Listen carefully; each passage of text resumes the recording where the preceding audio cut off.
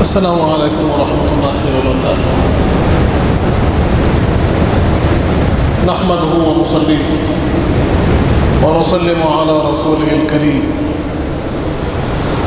وعلى آله الطيبين الطاهرين وأصحابه الأكرمين أجمعين وعلى من تبعهم بإحسان إلى يوم الدين، أما بعد، وقال تعالى في شان حبيبه الكريم: إن الله وملائكته يصلون على النبي يا أيها الذين آمنوا صلوا عليه وسلموا تسليما اللهم صل على سيدنا محمد وعلى آل سيدنا محمد وبارك وسلم۔ برادران عزیز، جیسے آپ سب سماعت فرما رہے تھے، پچھلی مرتبہ ہم نے قرآن مجید کے فضائل کے بارے میں سنا اور قرآن کے احکام پر کیسے عمل کیا جائے اس بارے میں ہم نے کچھ جانا۔ آج اگرچہ کہ تقاضا تو یہ ہے کہ میں سیرت کے وہ ہمارے سلسلے کو جاری رکھوں، لیکن وقت و حالات اور شب برات اس کی آمد، یہ خیال ہوا کہ اس کے بارے میں کچھ فضائل آپ کے سامنے پیش کروں، کیونکہ یہ رات اعمال کی رات ہے۔ برادران عزیز، جب بات شب برات کی ہو تو اللہ تبارک و تعالیٰ نے سورہ دخان میں ارشاد فرمایا: حامیم والکتاب المبین انا انزلناہ فی لیلۃ مبارکہ۔ حامیم، واضح کتاب کی قسم، یقیناً ہم نے اس کو مبارک رات میں نازل فرمایا۔ انا کنا منذرین، یقیناً ہم ڈرانے والے ہیں۔ فیہا یفرق کل امر حکیم، اور یہ ایک ایسی رات ہے کہ جس کے اندر تمام اہم معاملات کو اللہ تقسیم فرماتا ہے۔ جب ہم اس آیت کریمہ یا ان آیات کریمہ کی تفسیر کو پڑھتے ہیں، تفسیر بیضاوی کو اگر ہم مطالعہ کریں تو وہاں پر آپ دیکھیں گے کہ اس کی دو تفسیریں بیان کی گئی۔ ایک تفسیر تو یہ ہے کہ یہ رات اسے لیلۃ المبارکہ کہا گیا، وہ شب قدر ہے، کیونکہ تطبیق یوں ہوتی ہے کہ جہاں بھی اللہ نے قرآن کے نازل کرنے کا حکم فرمایا، بیان فرمایا، اور وہاں بھی لیلۃ القدر میں بھی انا انزلناہ فی لیلۃ القدر فرما کر قرآن کے نازل کرنے کا بیان فرمایا۔ لیکن بعض مفسرین، اکابر مفسرین نے تطبیق یوں دی، وہ فرماتے ہیں کہ یہاں پر لیلۃ المبارکہ سے مراد شب برات ہے، نصف شعبان کی شب، اور تطبیق یوں فرماتے ہیں اور بیان فرماتے ہیں کہ جو نزول قرآن کی ابتدا ہوئی وہ نصف شعبان سے ہوئی، اور جو تکمیل ہوئی کہ لوح محفوظ سے آسمان دنیا پر اللہ نے جو کلام مجید کو نازل فرمایا وہ شعبان کی 15ویں شب کو شروع ہوا اور شب قدر کو مکمل ہوا۔ اس طور پر دونوں راتوں کو برکت حاصل ہے کہ ابتدا نصف شعبان کی شب ہوئی، شب برات میں ابتدا ہوئی اور شب قدر میں اس کی تکمیل ہوئی۔ بعض کہتے ہیں کہ اس سے مراد کہ جو تقسیم ہوتی ہے، تمام اہم معاملات کی تقسیم اللہ فرما رہا ہے کہ کس کو کتنا رزق ملنا ہے، کس کی کتنی حیات ہونی ہے، کس کو زندگی میں کیا کیا برکتیں ملنی ہے، کس کا نکاح ہونا ہے، کس کو اولاد ہونی ہے۔ تمام زندگی کے اہم معاملات کی جو تقسیم ہوتی ہے، اللہ شعبان کی 15ویں شب کو شروع فرماتا ہے اور فرشتوں کو سپرد فرماتا ہے، تو شب قدر تک یہ تمام معاملات کو فرشتوں کے سپرد کر دیتا ہے۔ اس طور پر مفسرین کرام نے دونوں راتوں کی تطبیق فرمائی اور اگر ہم احادیث کریمہ کے اندر نصف شعبان کی جو شب ہے یعنی شب برات کی خصوصیات کو دیکھتے ہیں تو ابن ماجہ شریف میں یہ حدیث موجود ہے، بیہقی نے اس کو نقل فرمایا ہے، مشہور حدیث ہے، مولا علی مشکل کشا اس کے راوی ہیں۔ آپ فرماتے ہیں کہ حضور پاک صلی اللہ علیہ وآلہ وسلم نے ارشاد فرمایا کہ اے علی سنو، جب نصف شعبان کی شب ہو تو پھر اس رات کو تم قیام کرنا، اس رات میں خوب عبادت کرنا، اس رات میں اپنے رب کو خوب منانا، اور جب اس کا دن آ جائے تو تم روزہ رکھنا۔ کیونکہ اللہ تبارک و تعالی جیسے ہی سورج غروب ہوتا ہے، سورج ڈوبتا ہے، مغرب شروع ہوتی ہے، رات کا ابتدا ہوتی ہے، تو اللہ تبارک و تعالی اپنی شایع نشان آسمان دنیا پر جلوگر ہوتا ہے اور آواز لگاتا ہے۔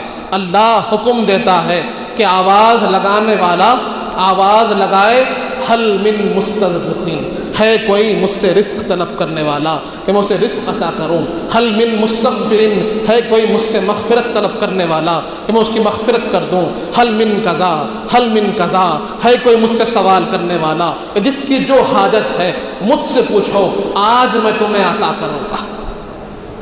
حضور پاک صلی اللہ علیہ وسلم فرما رہے ہیں، ابن ماجہ شریف کی حدیث ہے کہ میرے آقا فرماتے ہیں کہ لوگوں سنو، اے علی بتا دو کہ یہ رات مغفرت کی رات ہے، کہ جس کو رزق چاہیے اس رات اپنے رب کو منا لو، اللہ اسے رزق عطا فرمائے گا۔ اس رات تم صحت چاہتے ہو، حیات چاہتے ہو، برکت چاہتے ہو، جو تمہیں چاہیے تمہارا رب عطا کرنے پہ ہے، دینے پہ ہے، اس کی رحمت عام ہے، وہ اعلان کر رہا ہے مانگنے والا تو آ جاؤ، میں عطا کرنے کو تیار ہوں۔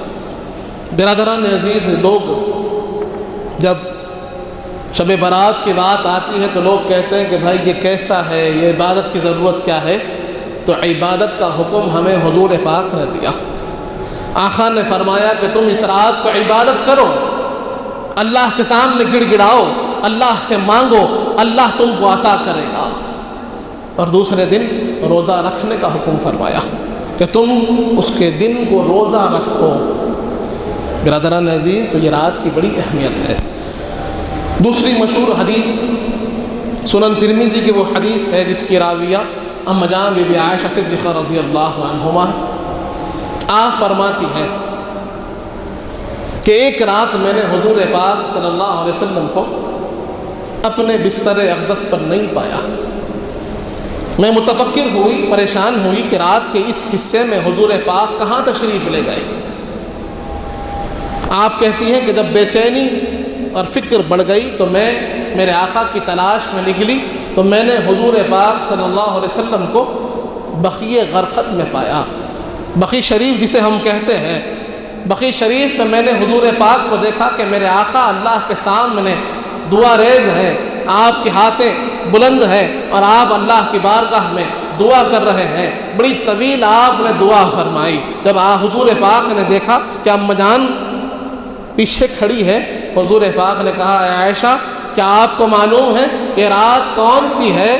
یہ شب برات ہے، یہ برات اور نجات کی رات ہے کہ اس رات اللہ بنو کلب کی بکریوں کے بالوں کے مانند گناہگاروں کو آزاد کرتا ہے دوزخ سے۔ دوزخ سے گناہگاروں کو اللہ تبارک و تعالی آزاد فرماتا ہے۔ یہ مغفرتوں والی رات ہے۔ برادران عزیز، یہاں پر عرض کرنے والی بات یہ ہے کہ حضور پاک صلی اللہ علیہ وسلم اس رات کو اللہ کے سامنے دعا ریز ہے۔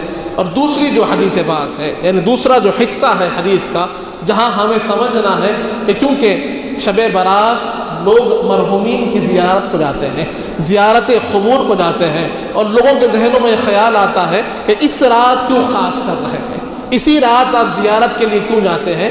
ہر دن ہر رات جا سکتے ہیں۔ ہمارا کام یہ ہے کہ حضور پاک کی سنتوں کو عمل کرنا، یہ ہمارا کام ہے۔ تو اس رات خصوصیت سے حضور پاک بقیع شریف تشریف لے گئے، مرحومین کے لیے دعائے مغفرت فرمائی اور یہ اعلان فرمایا کہ جو گناہ گار اس رات کو اللہ کے سامنے سجدہ ریز ہوتے ہیں، اللہ کے سامنے مغفرت طلب کرتے ہیں، تو اللہ ان گنت گناہ گاروں کو دوزخ سے چھٹکارا دیتا ہے۔ وہ شب برات ہے۔ یہاں پر دو چیزیں واضح ہو گئی، دونوں احادیث کریمہ سے جب بات کو آپ سمجھتے ہیں تو دو چیزیں واضح ہو جاتی ہیں۔ ایک یہ کہ اس رات کو خصوصیت سے عبادت کرنا، رات کو جاگنا، اللہ کی بارگاہ میں اپنے آپ کو پیش کرنا، خوب گڑ گڑانا، عبادت کرنا، دعائیں مانگنا، ذکر کرنا، قرآن پڑھنا، جو آپ کو میسر ہے وہ وقت کو اللہ کی راہ میں صرف کرنا، یہ حضور پاک کی سنت ہے۔ دوسرا، اپنے مرحومین کی زیارت کرنا، قبور کی زیارت کرنا، ان کے لیے دعائے مغفرت کرنا، ان کے لیے ایصال ثواب کرنا، یہ بھی حضور پاک کی سنت سے ثابت ہے۔ تو یہ دو چیزیں ابن ماجہ شریف کی حدیث سے اور ترمذی شریف کی حدیث سے ہمیں واضح طور پر ثابت اور معلوم ہوتے ہیں۔ ویسے بہت سی احادیث ہیں، کثیر احادیث ہے جہاں پر شب برات کی فضیلت اور اس کے اندر عبادات اور ریاضات کے جو آپ کو برکات ملتے ہیں وہ تو حضور پاک نے واضح طور پر بتا دیا، لیکن چند احادیث ایسے ہیں جس کی طرف آپ کی توجہ کو مبذول کرنا چاہتا ہوں کہ جب فضائل و برکات کا ذکر ہوا، مغفرت و رزق کی عطا کا ذکر ہوا، وہیں پر حضور پاک نے چند ایسے افراد کا ذکر فرمایا کہ اس رات جن کی مغفرت نہیں ہو سکتی، جو برات کی رات ہے، جو چھٹکارے کی رات ہے، جو مغفرت کی رات ہے، آدمی کو جہنم سے آزادی اور نجات کی رات ہے، اس رات بھی کچھ لوگ ایسے ہیں، میرے آقا فرماتے ہیں کہ جن کی مغفرت ممکن نہیں، اللہ کی رحمت سے جو دور ہوں گے وہ کون ہیں کہ ایسی برکتوں والی رات میں بھی ان کو اللہ کی رحمت حاصل نہیں ہو رہی ہے۔ کچھ ایسے گناہ گار ہیں جن سے اللہ ناراض رہتا ہے۔ کون ہیں؟ حضور پاک فرماتے ہیں کہ کچھ لوگ جن میں پہلا نام آتا ہے مشرک، جو اللہ کی وحدانیت کا منکر ہے، جو اللہ کی وحدانیت کا، اللہ کی توحید کا، اللہ کے اوپر ایمان لانے سے دور ہے، تو یقیناً وہ اللہ کی رحمت سے بھی دور ہے۔ اس کے بعد ارشاد ہوتا ہے دوسرا شخص جو اپنے بھائی کے لیے اپنے دل میں کینہ رکھتا ہے، جس کو مشاحن کہا گیا، کہ اپنے مومن بھائی کے لیے، اپنے بھائی کے لیے اپنے دل میں حسد اور کینہ رکھتا ہے، اس کے لیے خراب خیال رکھتا ہے، اس کے لیے اپنے قلب میں برائی رکھتا ہے، یہ مومن کی شان نہیں ہے۔ مومن کی شان یہ ہے کہ اس کا قلب صاف ہوتا ہے، اس کا قلب اللہ کے ذکر سے منور رہتا ہے، حضور پاک کی محبت سے معطر رہتا ہے۔ لیکن آج ہمارے بھائیوں میں ہم دیکھتے ہیں کہ اپنے بھائی کو دیکھتے ہیں تو اس سے حسد کرتے ہیں، اس سے بغض رکھتے ہیں، اس سے کینہ رکھتے ہیں۔ تو یہ جو دل میں کینہ ہے، اس کے دل میں حسد ہے اپنے بھائی کے لیے، چاہے وہ کسی بھی وجہ سے ہو، کسی بھی لحاظ سے ہو، تو پروردگار عالم اس کو اپنی رحمت سے دور رکھتا ہے کہ جہاں پر مغفرت عام ہے، جہاں پر دوزخ سے چھٹکارا ہے، میرے آقا فرماتے ہیں کہ اگر کسی مومن کے دل میں، کسی ایمان والے کے دل میں تو کینہ ہو نہیں سکتا، کسی فرد واحد کے دل میں اگر کینہ ہو اپنے بھائی کے لحاظ سے، حسد ہو اپنے بھائی کے لحاظ سے، جب تک وہ اپنے بھائی سے مل کر اپنے تعلق کو بحال نہ کر لے، اپنے دل کو صاف و پاک، مزکا و مزکا و مصفا نہ کر لے، اور اپنے دل کو ایمان سے منور نہ کر لے، حضور کی محبت سے معطر نہ کر لے، حضور پاک کی سنتوں پہ چلنے والا نہ بن جائے، تب تک اسے اللہ کی رحمت سے دور ہونا پڑے گا، اور برات والی رات بھی اس کی برات نہیں ہوگی۔ وجہ کیا ہے؟ وجہ یہ ہے کہ ہم اپنے بھائی کو دیکھ کر دل میں حسد رکھتے ہیں اور یہ سمجھتے ہیں کہ یہ ہمارا اس کا معاملہ ہے، لیکن آقا فرما رہے ہیں کہ وہ تم سے راضی ہو یا ناراض ہو، اگر تمہارے دل میں حسد ہوگا اللہ تم سے ناراض ہوگا، اللہ کو یہ چیز پسند نہیں۔ برادران عزیز، آج ہمارے ماحول میں یہ چیز عام ہو رہی ہے کہ جب ہم 4 لوگ بیٹھتے ہیں تو کسی نہ کسی سے ہمیں کہیں نہ کہیں رنجش ہوتی ہے، کہیں نہ کہیں حسد رہ رہا ہے، کہیں نہ کہیں کینہ دل میں پل رہا ہے۔ یہ شیطان کا عمل ہے، اس سے اپنے آپ کو دور کرنا چاہیے، کیونکہ یہ عمل حسد کرنا، کینہ کرنا، بغض رکھنا اللہ کی رحمت سے دور کرتا ہے۔ اور حدیث پاک میں آتا ہے کہ حسد آدمی کے اعمال کو ایسے جلا دیتا ہے جیسے لکڑی کو آگ جلا دیتی ہے۔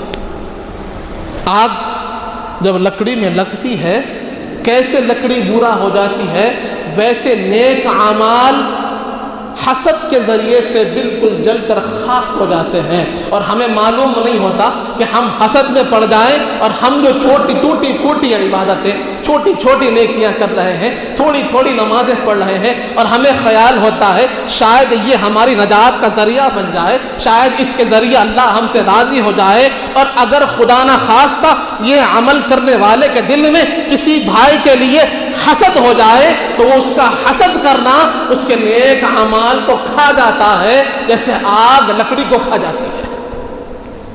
ہم کو معلوم تک نہیں ہوتا ہے اور ہمارے اعمال سارے بیکار ہوتے ہیں۔ برادران عزیز، اس لیے اپنے دل کو حسد سے پاک کیجیے، کینہ سے پاک کیجیے، کیونکہ اگر کینہ ہوگا دل میں تو اللہ کی رحمت سے وہ دل دور ہو جائے گا۔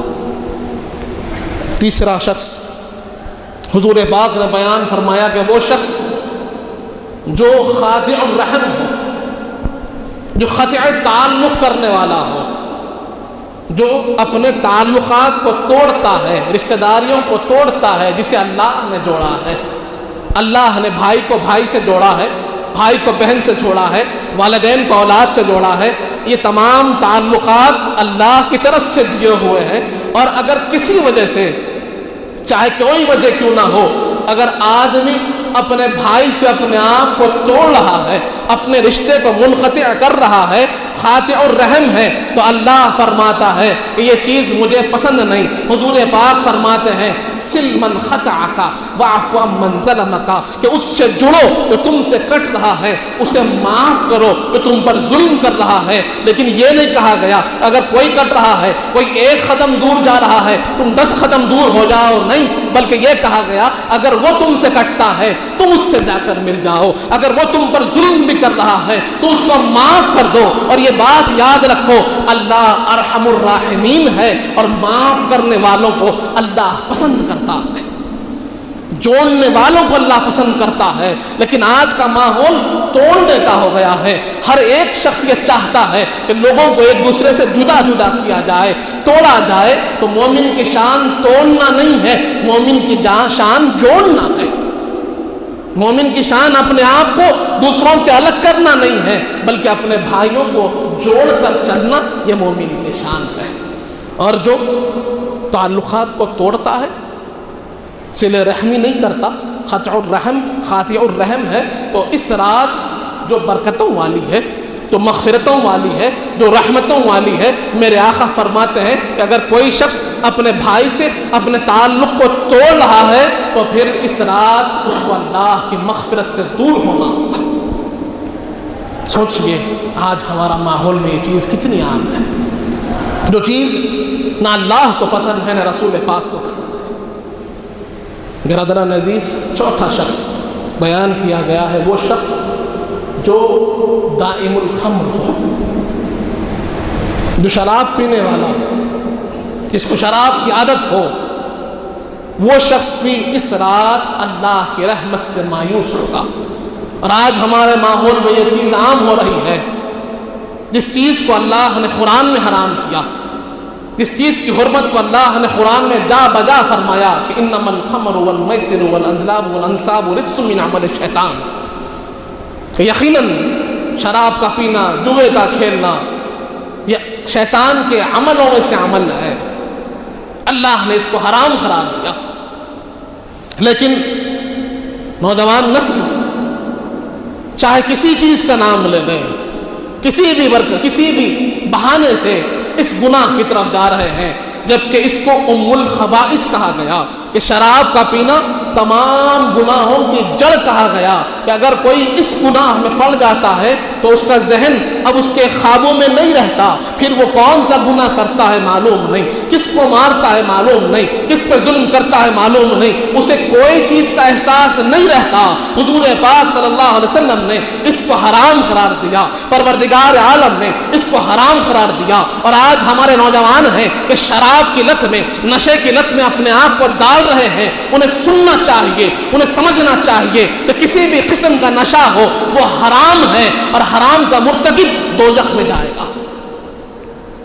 اور رحمتوں والی رات، مغفرتوں والی رات بھی اسے رحمتوں سے دور رہنا ہوگا جب تک کہ وہ اس گناہ سے توبہ نہ کر لے، جب تک کہ وہ اس گناہ سے توبہ نہ کر لے، اپنے آپ کو اس گناہ سے دور نہ کر لے، وہ اللہ کے رحمت کے قریب نہیں ہو سکتا۔ برادران عزیز، اسی طرح ایک اور شخص جس کا ذکر کیا گیا جو اللہ کی رحمت سے دور ہوگا، اور ایسا گناہ کہ جس کے بارے میں ہم سوچتے ہیں تو سمجھ میں نہیں آتا کہ اتنا بڑا چغل خور، کہ جو اپنے بھائی کے عیبوں کو ظاہر کرے، اپنے بھائی کے عیبوں کو ظاہر کرے، ایسے شخص اس کی بھی مغفرت نہیں ہوگی، یہ بھی اللہ کی مغفرت سے دور ہوگا۔ آج ہمیں غور کرنے کی ضرورت ہے۔ جب بات چغل خوری کی آتی ہے، چغلی کرنے کی آتی ہے، ایک پیٹھ پیچھے کسی کے عیب کو بیان کرنے کی آتی ہے، غیبت کرنے کی آتی ہے، تو دیکھیے آج ہمارا عالم کیا ہو رہا ہے، ہماری محفلوں کا انداز کیا ہے۔ ایسی کون سی محفل ہے جو اس گناہ سے پاک ہے؟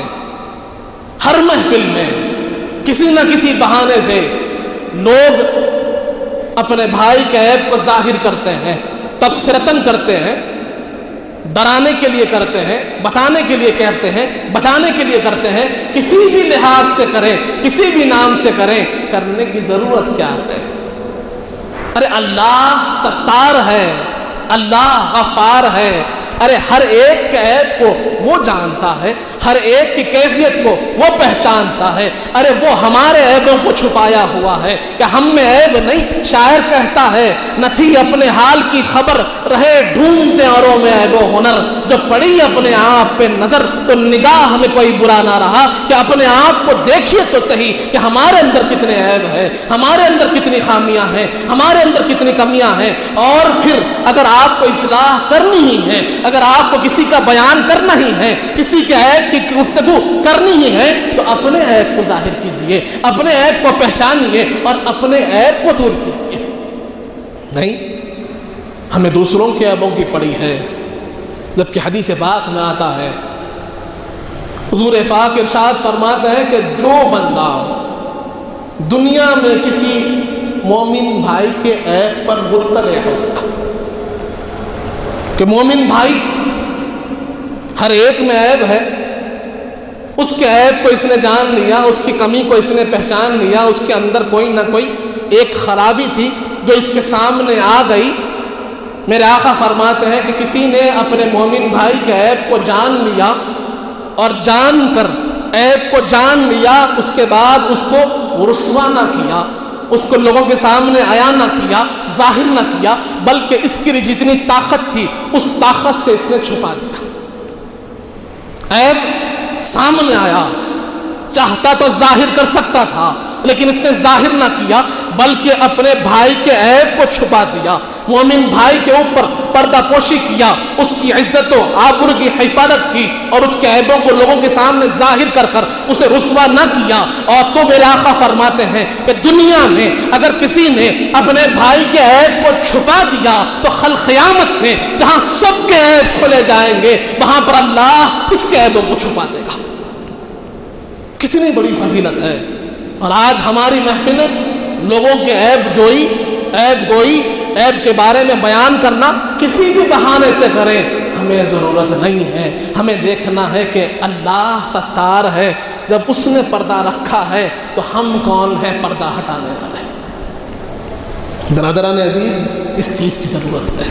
اسی لیے حضور پاک نے فرمایا کہ جو غیبت کرتا ہے، جو چغلی کرتا ہے، ایسا شخص بھی اس رات اللہ کی رحمت سے دور ہو جائے گا۔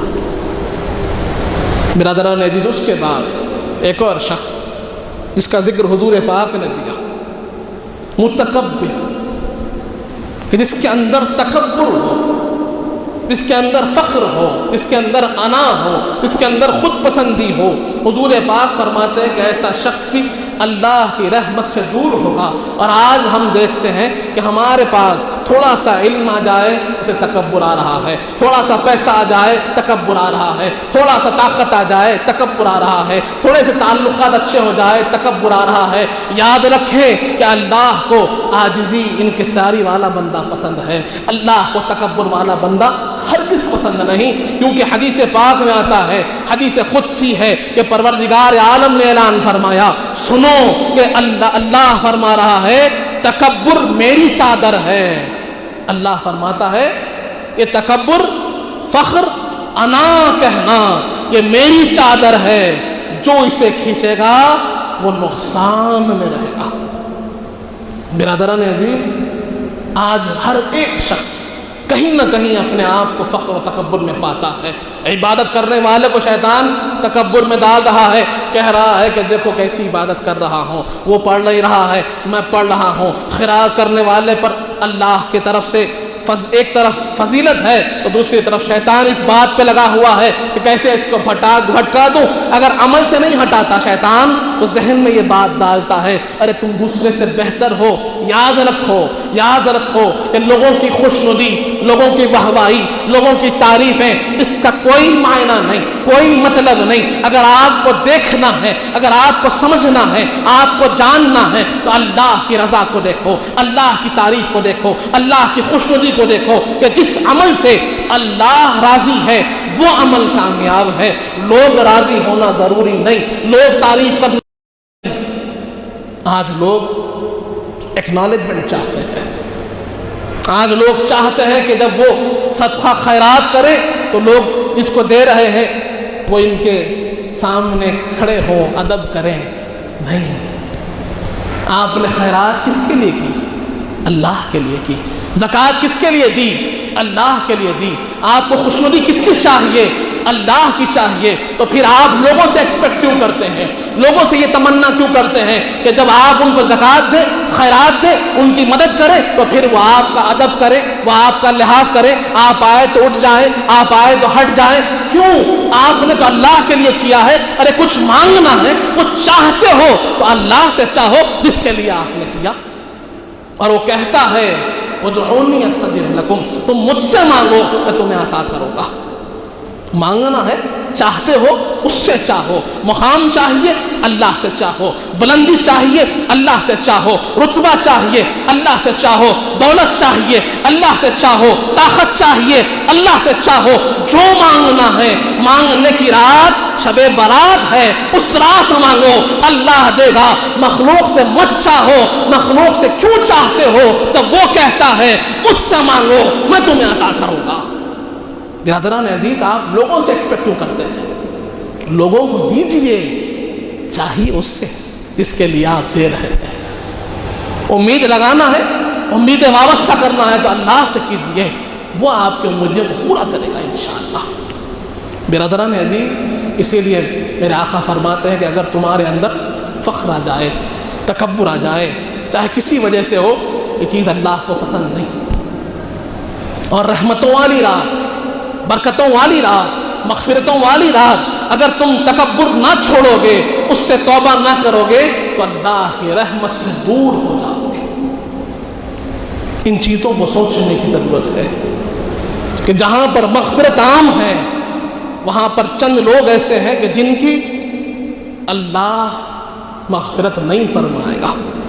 ان میں ایک اور شخص جن کا ذکر حضور پاک فرماتے ہیں، وہ کون ہے؟ تو فرمایا عاق الوالدین، والدین کا نافرمان۔ والدین کا نافرمان جو ہوگا وہ اللہ کے پاس بھی دور ہوگا، کیونکہ حدیث پاک میں آتا ہے رضا ربی فی رضا الوالدین، اللہ کی رضا والدین کی رضا میں ہے۔ آسان انداز میں اللہ نے بیان کیا، حضور پاک نے سمجھا دیا کہ اگر تم اللہ کی رضا چاہتے ہو، اللہ کی خوشنودی چاہتے ہو، اللہ کا کرم، اللہ کا فضل چاہتے ہو تو اپنے والدین کو راضی رکھو۔ اگر تمہارے والدین تم سے راضی، اللہ تم سے راضی۔ برادران عزیز، آج نوجوانوں کو خصوصاً عرض کر رہا ہوں، والدین یہ بہت بڑی نعمت ہے، یہ اللہ کی نعمت ہے۔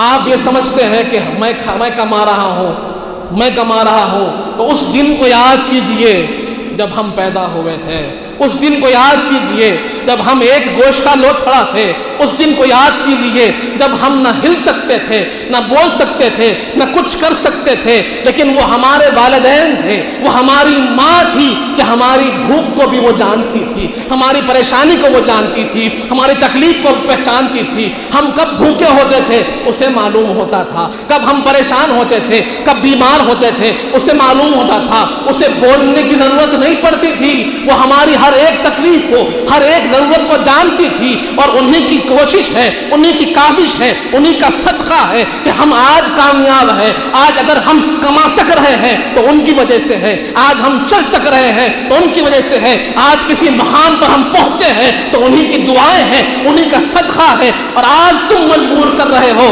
جیسے وہ بغیر کہے جانتے تھے، آج ہمارا فرض ہے کہ ان کے کہنے سے پہلے ان کو ضروریات کو ہم جانیں، ان کی ہر ایک ضرورت کو پورا کرنا۔ ہم تو صرف ذریعہ ہے، دینے والی ذات تو پروردگار کی ہے۔ ہم کیا دے سکتے ہیں، ہم کیا خدمت کر سکتے ہیں؟ اللہ نے ہمیں موقع دیا، یہ اس کا کرم ہے۔ اور حدیث پاک میں آتا ہے، مشہور حدیث پاک ہے، میرے آقا ممبر پر تشریف لا رہے ہیں اور ممبر پر تشریف رکھتے ہوئے آپ نے آمین کہا۔ ایک سیڑھی پر آمین کہا، دوسری سیڑھی پر آمین کہا، تیسری سیڑھی پر آمین کہا۔ صحابہ کرام نے پوچھا، یا رسول اللہ ماجرا کیا ہے؟ سمجھ نہیں آیا کہ ہم نے دعا نہیں سنی، آپ کا آمین سنا۔ حضور پاک نے کہا کہ جبرائیل میرے بازو کھڑے تھے، جبرائیل نے پہلی سیڑھی پر دعا کی کہ جس نے رمضان پایا اور اپنی مغفرت نہ لکھا لی اس کے لیے ہلاکت ہے۔ میں نے آمین کہا، میں دوسری سیڑھی پر چڑھا، جبرائیل نے دعا کی کہ جس نے والدین کو پایا بزرگی کی حالت میں، ایک یا دونوں کو، اور اپنے لیے مغفرت نہ لکھا لی اس کے لیے ہلاکت ہے۔ حضور پاک نے کہا، میں نے آمین کہا۔ اور تیسرا، جو آپ کا اسم مبارک سنے، حضور پاک کا نام نامی اسم گرامی سنے اور اس پر درود پاک نہ پڑے اس کے لیے ہلاکت ہو۔ تو جب حضور پاک نے کہا، جبرائیل نے دعا کی، میں نے آمین کہا۔ برادران عزیز، میرے آقا کیا فرماتے ہیں کہ جس نے والدین کو کبر سن میں پایا، بزرگی کی حالت میں پایا اور اپنے لیے مغفرت و جنت نہ لکھا لی اس کے لیے ہلاکت ہے۔ تو والدین آپ کی مغفرت کا سبب ہے، والدین آپ کی جنت کی کنجی ہے۔ اور حضور فرماتے ہیں اگر تم ان کی خدمت نہ کرو ان کی بزرگی میں تو تمہارے لیے ہلاکت ہے۔ جبرائیل نے دعا کی ہے، حضور پاک نے آمین فرمایا۔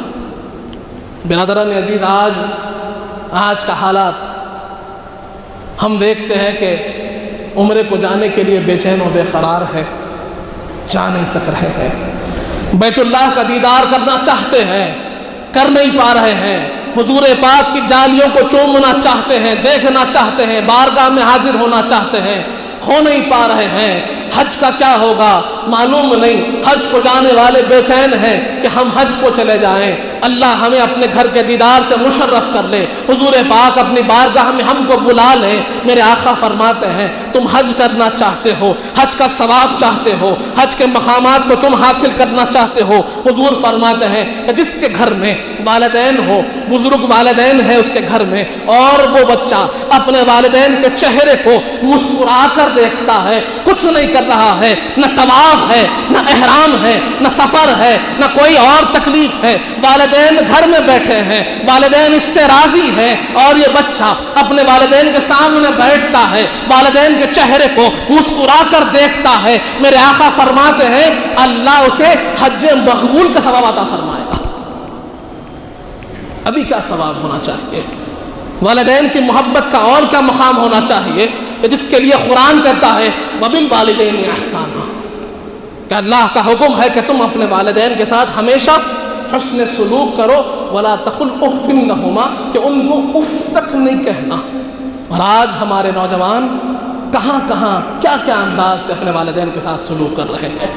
سچویشن کچھ بھی ہو، حالات کچھ بھی ہو، آپ کا فرض ہے کہ اپنے والدین کی ہمیشہ اطاعت کریں، ہمیشہ ان کی خوشنودی، ان کی رضا حاصل کریں۔ آپ کو اس کے لیے کتنا ہی برداشت کیوں نہ کرنا پڑے، کتنا ہی سیکریفائس کیوں نہ کرنا پڑے، کتنی ہی باتیں کیوں نہ سننی پڑے، لیکن آپ کے سامنے آپ کی پرائیورٹی، آپ کے پاس سب سے زیادہ اہمیت کسی کی ہونی چاہیے تو اپنی ماں کی، اپنے باپ کی ہونی چاہیے۔ نہ دوست کی ہونی چاہیے، نہ اولاد کی ہونی چاہیے، نہ بیوی کی ہونی چاہیے، نہ اور کسی کی ہونی چاہیے۔ سب سے زیادہ کسی کی اہمیت ہو، اللہ رسول کے بعد کسی کی اہمیت آپ کے پاس ہو تو اپنے والدین کی اہمیت ہو۔ یہ چیز ضروری ہے، یہ چیز لازم ہے۔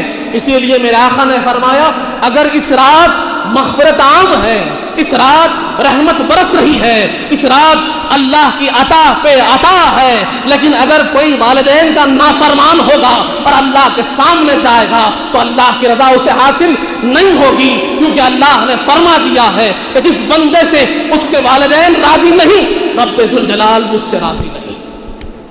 برادران عزیز، والدین آپ کی نجات کا ذریعہ ہے، اس قیمت کو، اس قدر کو سمجھیے، اور جتنا ہو سکے ان کی خدمت کیجیے، ان کو راضی کیجیے۔ کیا ہوگا، تھوڑی قربانی دینی پڑے گی، دیجیے، کوئی بات نہیں۔ کہیں پر آپ کو صبر کرنا پڑے گا، صبر کیجیے، کوئی بات نہیں۔ لیکن اگر آپ کے والدین راضی ہیں تو حضور پاک آپ سے راضی ہے، پروردگار آپ سے راضی ہے۔ اس بات کو سمجھیے۔ یہی میرا معروضہ ہے کہ اس رات کو گوائیے مت۔ ہمیں معلوم نہیں کہ پھر یہ رات ملے گی کہ نہیں۔ ہم اپنی صفوں میں دیکھتے ہیں، ہم اپنے حالات میں دیکھتے ہیں، اپنے اطراف میں دیکھتے ہیں کہ جو پچھلے سال تھے اس سال نہیں ہے، اور شاید معلوم نہیں جو اس سال ہے پھر ہوں گے کہ نہیں۔ یہ رات مغفرت کی رات ہے، اپنی مغفرت کو لکھا لیجیے۔ یہ رات رزق کی رات ہے، اپنا رزق بڑھانا ہے تو اللہ کے سامنے گڑ گڑائیے۔ اس رات کو ضائع نہ کیجیے، اس رات کو رائے گاہ نہ کیجیے، اس رات کے ہر لمحے کا استفادہ کیجیے، اور انشاءاللہ اللہ ہم سے راضی ہوگا۔ اللہ تعالیٰ سے دعا ہے مالک جب تک زندہ رکھ، سلام پر رکھ، موت ایمان پر دے، وقت نزا حضور پاک صلی اللہ علیہ وسلم کا دیدار نصیب فرما مالک، ہمیں نیک اور صالح متقی و پرہیزگار بنا، ہمارے گناہوں کو معاف فرما، ہمارے گناہوں کو نیکیوں سے تبدیل کر دے، ہمیں جو پریشان حال ہیں ان کی پریشانیوں کو دور فرما، ہمیں جو بیمار ہیں انہیں شفاء کاملہ عطا فرما، ہمیں جو مقروض ہیں ان کے قرضوں کو عطا فرما، جو کچھ کہے ہیں، جو کچھ سنے ہیں اس پر عمل کرنے کی توفیق عطا فرما۔ حضور پاک صلی اللہ علیہ وآلہ وسلم کا سچا غلام و امتی بنا مالک، اہل بیت اطہار کا سچا غلام بنا، صحابہ کرام کا چاہنے والا بنا، اولیاء اللہ کا چاہنے والا بنا، ان کے بتائے ہوئے راستے پر چلنے کی توفیق عطا فرما۔ وصلی اللہ تعالی علی خیر خلقہ سیدنا محمد وعلی آلہ وصحبہ وسلم، والحمد للہ رب العالمین۔